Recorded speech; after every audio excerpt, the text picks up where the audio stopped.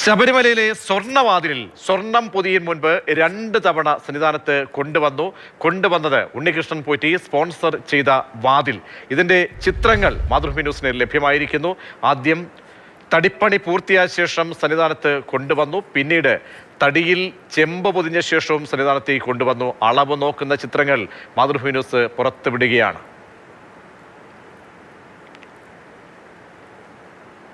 വളരെ പ്രധാനപ്പെട്ട ദൃശ്യമാണിപ്പോൾ പുറത്തേക്ക് മാതൃഭൂമി ന്യൂസ് വിടുന്നത്.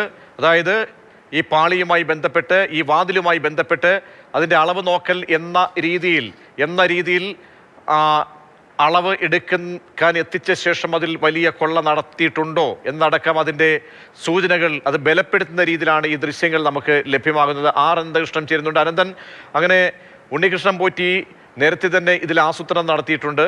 ഈ ആസൂത്രണവുമായി ബന്ധപ്പെട്ട് സ്വർണം പൊതിയും മുമ്പ് 2 തവണ അവിടേക്ക് എത്തിക്കുന്നത് അതിലൊരു അസ്വാഭാവികത കാണുന്നുണ്ടോ? അളവ് നോക്കുക എന്ന രീതി അതിൻ്റെ മറവിലാണോ മറ്റ് നീക്കങ്ങൾ നടത്തിയത് എന്ന സംശയം ബലപ്പെടുകയാണോ? ഈ ചിത്രങ്ങൾ കൂടുതലായി പറയുന്നത് എന്താണെന്നത്? പ്രജീഷ്, ശബരിമല സ്വർണ്ണക്കൊള്ളയുമായി ബന്ധപ്പെട്ട് പല വിവരങ്ങൾ, അത് ശബരിമലയിലെ പല സ്വർണ്ണ ഉരുപ്പടികളും നഷ്ടപ്പെട്ടു എന്നുള്ളൊരു വിലയിരുത്തൽ ആണ് പിന്നീട് ഏറ്റവും ഒടുവിൽ എത്തിയത്. അതിൻ്റെ ഭാഗമായിട്ടാണ് ശബരിമലയിലെ സ്വർണ്ണവാതിൽ സംബന്ധിച്ച് തട്ടിപ്പുകൾ നടന്നു എന്നുള്ളൊരു സംശയം ഉയർന്നു വന്നത്. നേരത്തെ നവംബർ 5-ന് ഹൈക്കോടതി ദേവസ്വം ബെഞ്ച് പുറത്തിറക്കിയ ഉത്തരവിലും ഈ സ്വർണ്ണവാതിലുമായി ബന്ധപ്പെട്ട്, അതായത് 1998-ൽ അവിടെ സ്വർണം പൊതിഞ്ഞ വാതിൽ അവിടെ വിജയമല്യ സ്ഥാപിച്ചിരുന്നു. അപ്പോൾ ആ വാതിൽ അപ്പാടെ നഷ്ടപ്പെട്ടിട്ടുണ്ടോ എന്നുള്ളൊരു സംശയം ഇപ്പോഴും നിലനിൽക്കുന്നുണ്ട്.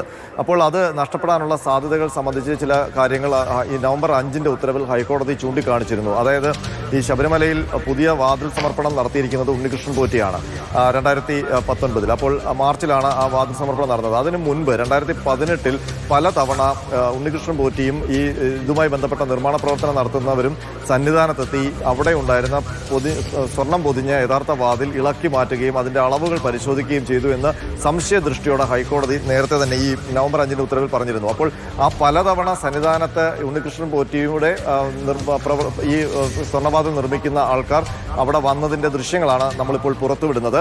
അതിൽ ആദ്യം ഒരു പലക സന്നിധാനത്ത് കൊണ്ടുവന്ന് അവിടുത്തെ യഥാർത്ഥ വാതിൽ ഇളക്കി ആ പലകയുടെ അളവ് തിട്ടപ്പെടുത്തുന്ന ദൃശ്യങ്ങളാണ് നമ്മൾ കാണിച്ചത്. ആ ഫോട്ടോ നമുക്ക് ലഭിച്ചിട്ടുണ്ട്. അതിനൊപ്പം തന്നെ ഈ തടി നിലമ്പൂർ തേക്ക് തൃശ്ശൂരിൽ നിന്ന് ആ പലക വാങ്ങി അത് ബംഗളൂരുവിലെ ശ്രീരാംപുര ക്ഷേത്രത്തിൽ കൊണ്ടുപോയി വാതിൽ പണിഞ്ഞ് അവിടെ നിന്ന് ഹൈദരാബാദിൽ കൊണ്ടുപോയി ചെമ്പ് തകിടുകൾ പൊതിഞ്ഞ ശേഷം ആ ചെമ്പ് തകിട് പൊതിഞ്ഞ വാതിൽ കൂടി സന്നിധാനത്ത് കൊണ്ടുവന്നു. അതും ആ യഥാർത്ഥ വാതിൽ ഇളക്കി അതേ കൊളുത്തിൽ ഈ ചെമ്പ് വാതിലിട്ട് അളവ് നോക്കി എന്നുള്ളതാണ് നേരത്തെ ഹൈക്കോടതി കണ്ടെത്തിയിരുന്നത്. അതിന്റെ ചിത്രങ്ങളുമാണ് നമ്മളിപ്പോൾ കാണുന്നത്. ആ സംഭവങ്ങൾ നടക്കുമ്പോൾ ബന്ധപ്പെട്ട ദേവസ്വം ബോർഡിന്റെ ആയാലും ഒക്കെയുള്ള ഉദ്യോഗസ്ഥർ, അത് തിരുവാഭരണ കമ്മീഷണർ, ദേവസ്വം ബോർഡുമായി ബന്ധപ്പെട്ട അവിടുത്തെ അഡ്മിനിസ്ട്രേറ്റർ, മറ്റുദ്യോഗസ്ഥർ, ഇവരുടെയൊക്കെ തന്നെ സാന്നിധ്യം വേണ്ടതാണല്ലോ. അങ്ങനെയൊക്കെയുള്ള സാന്നിധ്യം ശരിയായ രീതിയിൽ അത്തരം പേപ്പർ എഴുത്തുകുത്തുകൾ ഇതൊക്കെ നടത്തിയതിനു ശേഷം മാത്രമല്ലേ ഇങ്ങനെ സാധ്യമാവുകയുള്ള ഒരു പരിശോധനയുടെ ഭാഗമായിട്ടാണെങ്കിൽ കൂടിയും വാതിലുകൾ ഇളക്കി അതിൻ്റെ അളവുകളും നോക്കുമ്പോൾ സ്വർണം പൊതിഞ്ഞതാണ്. അതിന് മുൻപ് 2019-ൽ ഇത് സമർപ്പണം വാതിൽ നടത്തുമ്പോൾ അതിന് മുന്നോടിയായി എത്തുമ്പോഴും ചില നടപടിക്രമങ്ങൾ ചട്ടപ്രകാരമുള്ളത് ചെയ്യണമല്ലോ.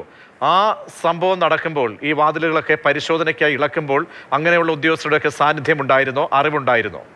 ആ ചെമ്പ് വാതിൽ, അത് ചെമ്പ് പൊതിഞ്ഞ വാതിൽ സന്നിധാനത്തെ ശ്രീകോവിലിലെ യഥാർത്ഥ വാതിൽ മാറ്റി ആ ചെമ്പ് വാതിൽ ഇട്ട് അളവ് നോക്കുന്നതിൻ്റെ ചിത്രം നമ്മളിപ്പോൾ സ്ക്രീനിൽ കാണിക്കുന്നുണ്ട്. ആ സ്ക്രീനിൽ നമുക്ക് വ്യക്തമായി കാണാം ഇപ്പോൾ ഈ കേസിൽ പ്രതികളായി ജയിലിൽ കഴിയുന്ന മുരാരി ബാബു, അതുപോലെ തന്നെ അന്നത്തെ Devaswom board president A Padmakumar, ഒപ്പം തന്നെ തിരുവാഭരണ കമ്മീഷണറായിരുന്ന KS ബൈജു എന്നിവരെയൊക്കെ ഈ ചിത്രത്തിൽ കാണാം. അവരെല്ലാവരും ആ ശ്രീകോവിലിൻ്റെ തൊട്ടടുത്ത് നിന്ന് സന്നിധാനത്ത് ആ ശ്രീകോവിലിലെ സ്വർണ്ണവാതിൽ ഒരു ഭാഗത്തെ വാതിൽ ഇളക്കി ആ ചെമ്പ് പാളി പൊതിഞ്ഞ വാതിൽ ഇട്ട് നോക്കി അളവ് നോക്കുന്നത് കാണാം.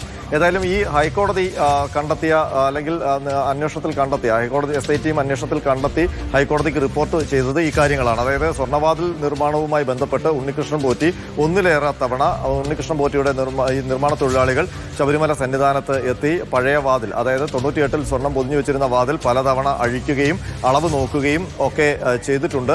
ആ ചെയ്തതിൻ്റെ ദൃശ്യങ്ങളാണ് നമ്മളിപ്പോൾ പുറത്തുവിടുന്നത്. മാത്രമല്ല അന്ന് ഹൈക്കോടതി കണ്ടെത്തിയിരുന്ന ഒരു പ്രധാനപ്പെട്ട കാര്യം ഈ സ്വർണ്ണവാതിൽ പിന്നീട് ഈ ചെമ്പ് പൊതിഞ്ഞ വാതിൽ അളവ് നോക്കിയ ശേഷം നേരെ ചെന്നൈയിലേക്കാണ് കൊണ്ടുപോയത്. അവിടെ സ്മാർട്ട് ക്രിയേഷൻസിൽ വെച്ച് ഇപ്പോൾ നമ്മൾ ഈ സ്ക്രീനിൽ കാണുന്ന ചെമ്പിനകത്ത് സ്വർണം പൊതിഞ്ഞാണ് തിരിച്ച് കൊണ്ടുവന്നത്. പക്ഷേ അത് തിരുവാഭരണ കമ്മീഷണറായിരുന്ന KS ബൈജുവിന്റെ സാന്നിധ്യത്തിലാണ് സ്മാർട്ട് ക്രിയേഷൻസിൽ സ്വർണം പൊതിഞ്ഞത്. പക്ഷേ ആ സ്വർണം പൊതിഞ്ഞ ശേഷം ദേവസ്വം ബോർഡ് ആ വാതിൽ ഏറ്റെടുക്കുന്നതിന് പകരം ഉണ്ണികൃഷ്ണൻ പോറ്റിക്ക് കൊടുത്ത ശേഷം അവർ തിരിച്ചിഞ്ഞു പോകുന്നു. അതിനുശേഷം ഉണ്ണികൃഷ്ണൻ പോറ്റി ഈ സ്വർണ്ണവാതിലും എടുത്ത് കോട്ടയത്ത് ഇളമ്പള്ളി ക്ഷേത്രത്തിൽ വന്ന് അവിടെ വലിയ ഘോഷയാത്രയും അവിടെ വലിയ സ്വീകരണവും അവിടെ നടൻ ജയറാം അടക്കം ഈ ചടങ്ങിൽ പങ്കെടുത്തു. മാത്രമല്ല അന്ന് ഇളമ്പള്ളി ക്ഷേത്രം ഇറക്കിയ സുവനീറിൽ ഒരു 8 പേരാണ്, അത് നമ്മൾ നേരത്തെ കൊടുത്തതാണ്, സ്പോൺസർമാരായി അവതരിപ്പിച്ചിരുന്നത്. അതിൽ നടൻ ജയറാമും ജയറാമിന്റെ ഭാര്യ പാർവതിയും ഒക്കെ സ്പോൺസറാണെന്ന് ആ ഇളമ്പള്ളി ക്ഷേത്രത്തിന്റെ സുവനീറിൽ വ്യക്തമാക്കിയിട്ടുണ്ട്. അത് നമ്മൾ നേരത്തെ വാതിലുമായി ബന്ധപ്പെട്ട വിവാദങ്ങൾ വന്ന സമയത്ത് പുറത്തുവിട്ട വാർത്തയാണ്. അപ്പോൾ അത്തരം കാര്യങ്ങൾക്ക് വിനിയോഗിച്ചപ്പോൾ ആ വാതിൽ ഉപയോഗിച്ചുകൊണ്ട് ധനസമ്പാദനത്തിന് അവസരം ഒരുക്കി എന്ന് ഹൈക്കോടതി നേരത്തെ തന്നെ വിലയിരുത്തിയതാണ്. ഏതായാലും ഈ വാതിലുമായി ബന്ധപ്പെട്ട് വലിയ കള്ളക്കളികൾ ഉണ്ട് എന്ന് ഹൈക്കോടതിക്ക് നേരത്തെ സംശയമുണ്ടായിരുന്നു. നീക്കം നമ്മൾ സംശയിക്കുന്നത് എന്തുകൊണ്ടാണ്? കാരണം ഇതിൽ ഈ ചിത്രത്തിൽ കാണുന്ന ആളുകൾ, ഈ സാന്നിധ്യമുള്ള ആളുകൾ ഒക്കെ ഉദ്യോഗസ്ഥരടക്കം 10-11 പേർ ഈ പ്രതിപട്ടിയിലേക്ക് വരികയാണ്. അപ്പോൾ മുൻ ദേവസ്വം ബോർഡ് പ്രസിഡന്റ് സാന്നിധ്യമുണ്ട്, ദേവസ്വം ബോർഡിന്റെ കമ്മീഷണർ സാന്നിധ്യമുണ്ട്, അഡ്മിനിസ്ട്രേറ്റീവ് ഓഫീസർ, അന്ന് ഈ ഉത്തരവാദിത്തത്തിന് നിയോഗിക്കപ്പെട്ട എല്ലാവരുമുണ്ട്.